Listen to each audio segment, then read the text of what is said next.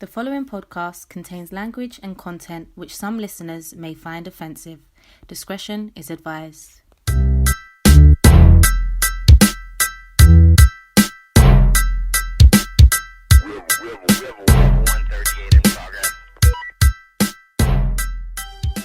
You are now locked in to Daddyless Daughters, the podcast. My name is Karina Mills. And my name is Alia Ali.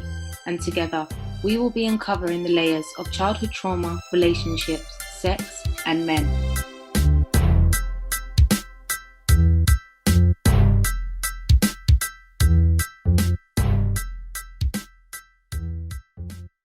How did it come to that conclusion? Because at this point now, you actually didn't have much contact with him. So how comes now they decided, now we're going to remove the children? Right.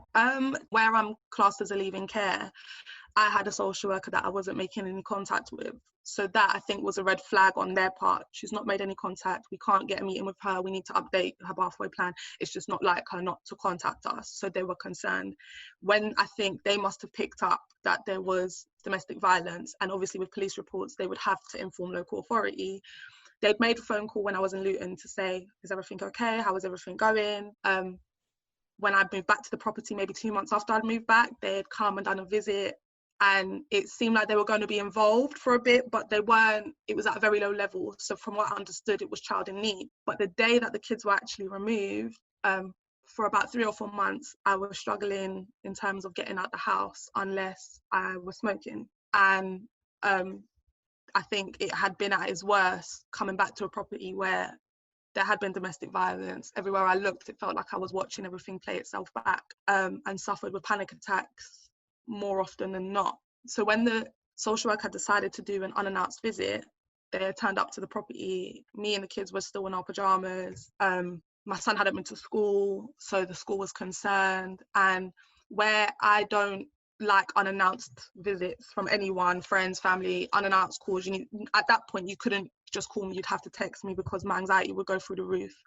But when they came, I went into a panic attack, and my daughter was sleeping in the bedroom, but my son was sat in front of me. So they said, look, if you can't open the door, we're going to have to get the police to kick the door in because you've got kids, you can't breathe, we don't know what's going on, we don't know who's in the house. So I opened the door. There were about 8 police officers there anyways already. And the social worker said, based on what they've witnessed just from the other side of the door, it made sense that the children were to go into temporary foster care. Even that point, they were putting me under a scrutiny of, I'm just a bad mum. It was, she's not coping with 2 kids. She can't look after 2 kids. It's clearly not working. Even the state of the house, it was livable, but it wouldn't be an environment I'd want my kids to be living in now that I look back in hindsight. So the kids were removed. And after a psychological assessment, maybe 4 months later, they had then diagnosed me with complex PTSD, and they believe it had been underlying since I was 5 because of the sexual abuse. And I was then diagnosed with emotionally unstable personality disorder.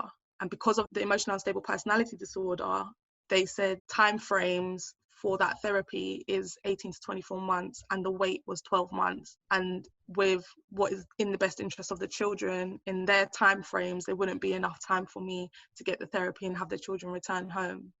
But in that process, once I had lost the kids, my mental health wasn't bad enough.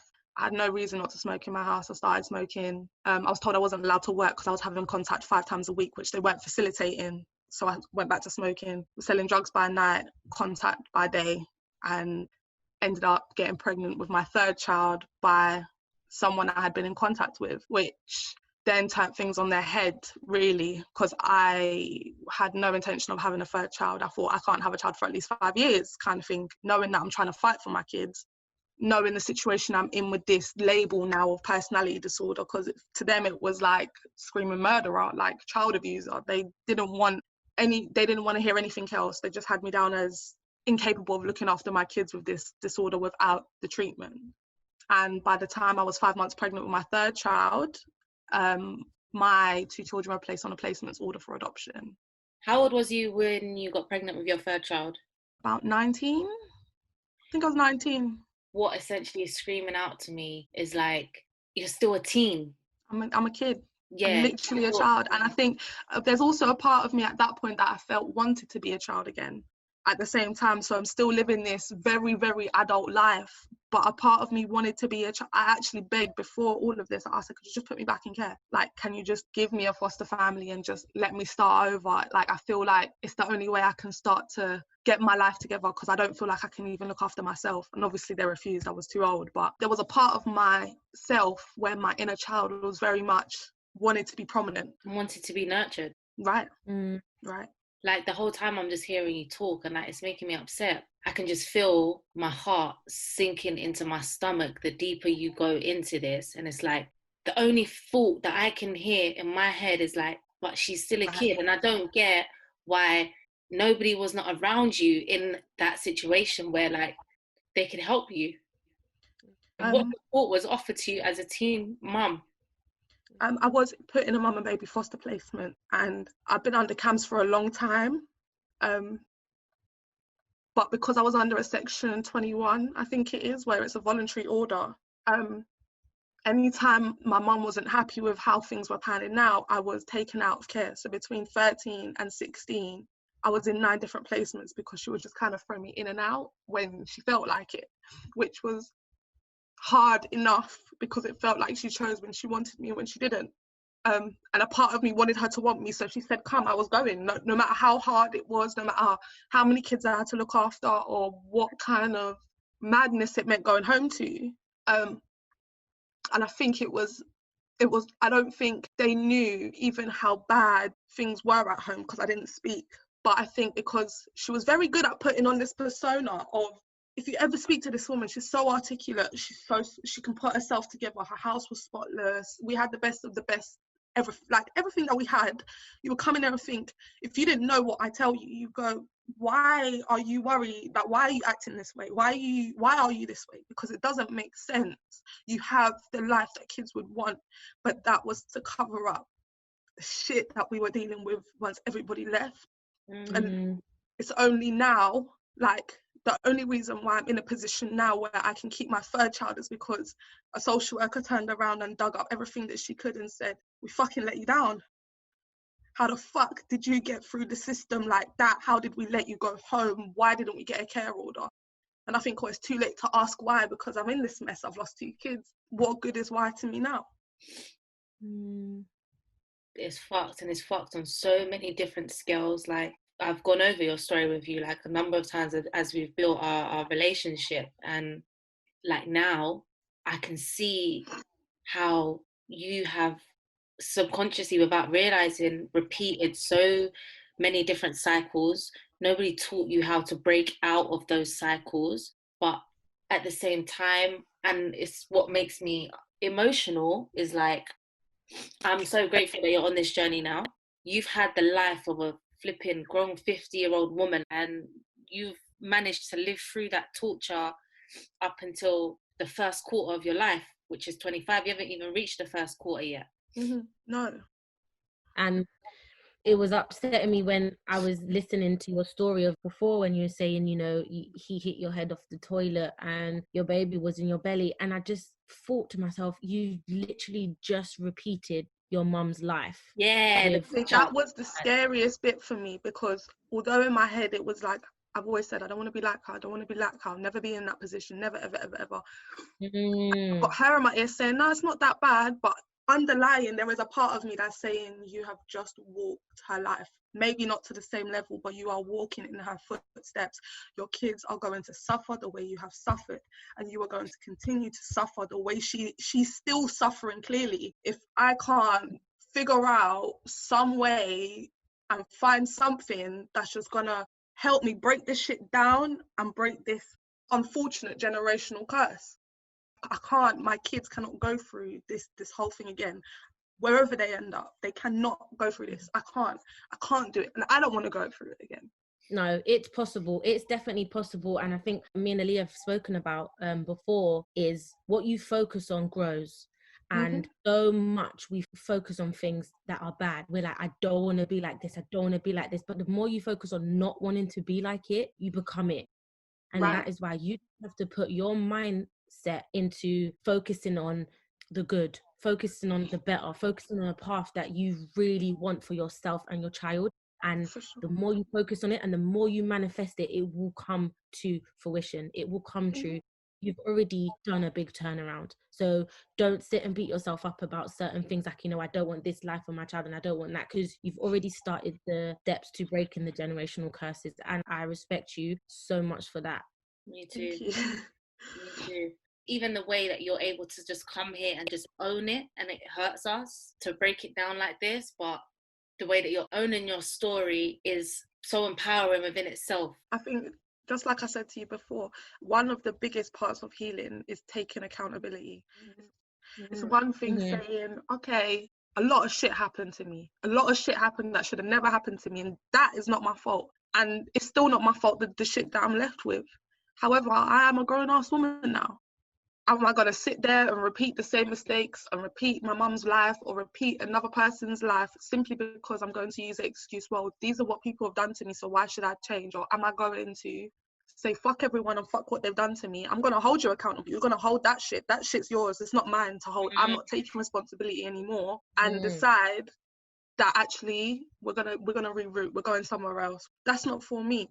And we are ultimately, for me, I know we are our children's biggest role models. And I could sit here and preach to the high heavens about, oh, we're not going to do this and you don't do that. But if I'm doing it, then of course my kids are going to do it. My daughter may live with another family and may never ever come to live with me. But where we do have contact, I know they could raise her to be the biggest princess in the world. But if they're seeing that mummy is still doing these things, she will choose the men that I've chosen. My boys will become the men that I have been choosing.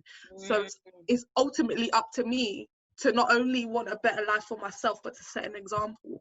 And that's what I hold on to. It's not easy. It's a fight every day, not to go, oh, do you know what? It'll be so easy to just throw in a towel and go back out there. Just go back. And if we give it perspective, it's kind of like, ultimately, even though it's been done in the worst way possible in terms of your children being removed, as long as they're with the right carers and the right supporters, you've also now been blessed with a network of support that you should have been gifted from the beginning of your journey. We have to also always put perspective into place and know that, as long as you can look at it positively and they are with the right people and we don't have to come for them, then you have a wider network that can now deposit all this knowledge and nurture into your children that, to be honest, you wouldn't have been able to do by yourself, because we're not coming from nurture. I came to the conclusion a long time ago, but I couldn't own it until maybe last year, where I was saying I was going to oppose the court order. I was going to do all these things. I'm going to pay and put myself in debt to oppose the adoption order, because as much as they're very lovely people and they mean the world to my kids and they've done a lot for me personally, those are my kids and I want them home. But when I sat there and broke down that, okay, even if we take away everything that you have to do as a parent for 2 children on my own, I haven't got a partner, it's just me one. What my son has been through, he has PTSD. He has post-traumatic stress disorder. My daughter, she's in a better place. She struggles a little bit with attachment. At this point, they expect them to kind of socialize and be able to make friends. She's very wishy-washy. She doesn't care about people too tough. All she cares about is her adoptive parents. Even when it comes to me, it's like, okay, great. I know you're my tummy mummy. I lived with you. I don't remember that. So I acknowledge that you are still my mum, but this is my parent. And I can't fault her for that. She was 9 months old when she went to them. She's not going to know any different. However, the actions of their dad and the situation that, whether it was by accident or not my intention, I put them in, has left them with problems that they need help with. And if it means putting them up for adoption means they can have a mum and a dad that can do what me and their dad could never do, and where authority is going to throw 10 racks at them every year just to put them into private therapy, I'd rather do that and know that 18 they can come back and say thank you, and that you try to do the right thing, than to bring them home and fuck them up even more. It doesn't make sense. I can't see how that would benefit them. They'd hate me for it. That's true. It's deep stuff, man, and it's deep realizations that you have to really search your soul to find, and it just shows how much work you have put in since they've been removed, and how much you've grown and evolved as a woman, from that young child to now a woman. And this is you owning your womanhood. It's not been forced upon you. Now you're actually able to say, okay, I understand what I've been through and this is what I want to do about it, and I understand where I went wrong, and this is how I'm going to correct my behavior, my attitude moving forward. Exactly. It took a lot. I thought that I'd be able to do it on my own, and I'd come to a certain realization, especially once I'd lost the kids. But it took 2.5 years. I still go to therapy once a month. And I went to the therapy that I was attending was twice a week for 6 hours. I did not leave there until 3 o'clock, and it was in London. So I'm leaving London to come back up these ways and not touching home until 4:30. And literally, that kind of therapy wasn't just, okay, we're going to let you know that we feel sorry for you and we understand where you're coming from. It's, you know what, shit, we feel sorry for you, but this is who you are. You commit a crime, you are a criminal. You burn someone's house down, you are an arsonist. You sell drugs, you are a drug dealer. We understand where it came from, but this is what it is. So we're going to do it. So choose who you are. Yeah. Right. And I think, you know, that may be our curse as women. We feel like we can do it alone. We feel like, you know, everyone else is to blame but us. But, you know, when I look at like phenomenal women and women that have really like made an impact in this world, they don't have those traits. They understand the place of a man. They respect and they honor a man. For sure. The reason why they're able to even respect and honor a man is because they're able to respect and honor themselves. 100%. You can't love or respect anyone if it isn't there for oneself first.